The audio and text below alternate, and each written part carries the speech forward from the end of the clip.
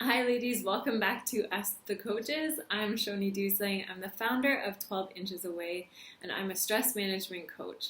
I help women liberate themselves from stress so they can get back to owning their life. Today is the third and final part of our series on goal setting. And today what we're going to talk about is who you need to become for your goals to be achieved. So we already talked about in the first video how to define your goals. So you look at where you are now, where you want to be, and what will your ideal, when your goal is achieved, what will that ideal state or that ideal way of life in that area of life look like? So then in step 2, we looked at why are each of these important? And that's a really significant portion to goal setting because we need to feel the weight of our goals in order for them to really be something that we want to strive for. Today we're talking about who we need to become, and this is by all means the hardest step of the 3 because this is where a lot of the inner work comes. So a lot of times we'll set a goal, and for me, I will use one that I'm not very proud of to give you an example. So something that I have worked on for a long time is time management. I am a huge perfectionist, and in school this meant that a lot of times I would really try so hard to get everything perfect, and this would lead me to other unhelpful behaviors like procrastination, avoidance, different things like this. So what it looked like for me in school was that I would spend all of my time leading up to the assignment due date just filling my time with other things. And then once I had the time pressure, once the deadline was close enough, then I would jump into the project and go full steam ahead.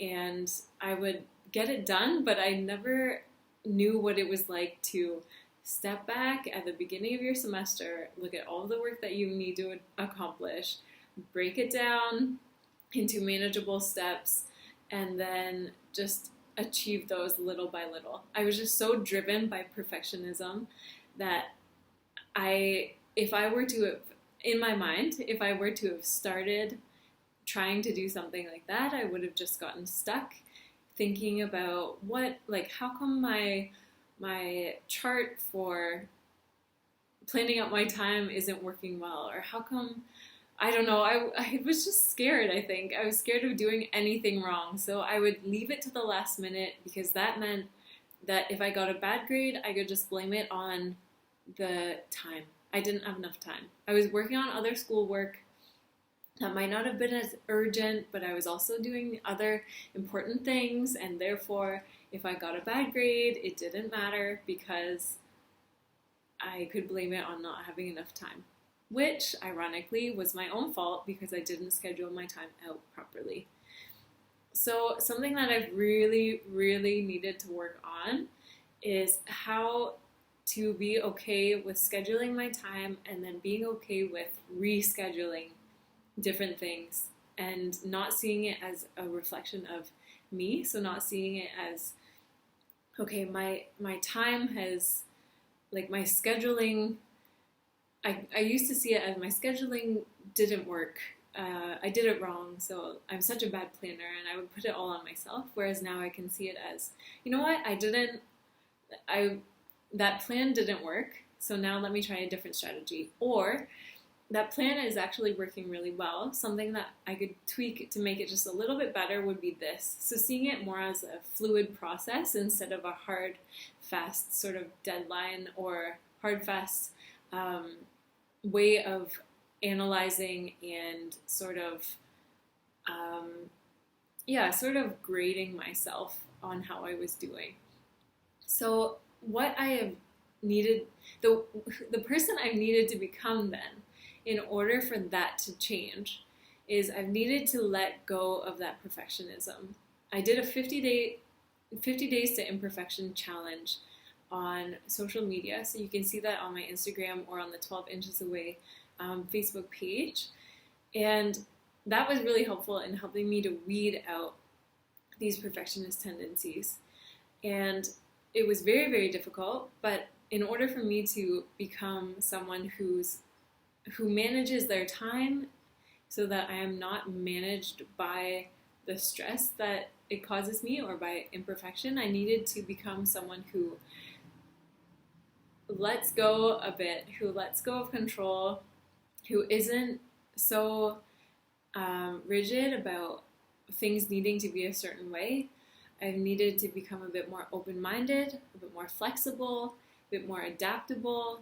And these are all things that they definitely don't come overnight at all. But they take a ton of work. But I promise you that it is so worth it. So if you are trying to set a goal for yourself, I really encourage you to just take a step back, look at maybe what thoughts do I have that are keeping me from actually achieving this goal that I want to achieve? Do I have beliefs that maybe aren't helpful, maybe aren't true? Am I looking at it from a perspective when I could actually be looking at it from a different perspective? And just sort of challenge your thinking and see the type of person that you need to become in order for your goals to be achieved. This could also take the form of character traits. So maybe you need to become a bit more confident to achieve something, or you need to become a bit more outspoken, or a bit more, I don't know, just you fill it in. Whatever you need to become in order for that to be achieved.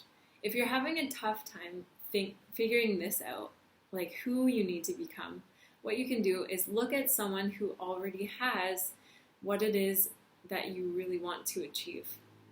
So someone who already is a good speaker, who already is really good at time management, and look at what are the things that that person has put in place. What are the character traits of that person? What are the habits of that person?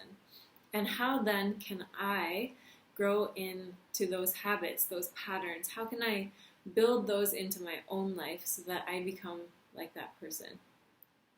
So again, this is really hard work, but honestly, it makes your life so much better. It's been a huge, oh man, my whole life worth of journeying towards figuring out how to manage my time, and I finally feel like I have a grasp of it. And it won't take you that long, I hope, don't worry. I'm not saying you'll need 30 years to figure out whatever you're working on, but some things might take that long, and that's okay. Just remember, you're always making progress. So it doesn't matter how long it takes. It just matters that you're always working on yourself. You're always growing. You're always becoming a better version of yourself. Because this is how you get to experience life to the fullest, more and more, the more that you get to know yourself. So thank you for watching this. If you are watching this on YouTube, I encourage you to come over. We have a wonderful group for women called Ask the Coaches, and every day we offer inspiration and encouragement in that group. So do hop on over and join us in that group. And if you're watching this in the group already, I thank you so much for your support.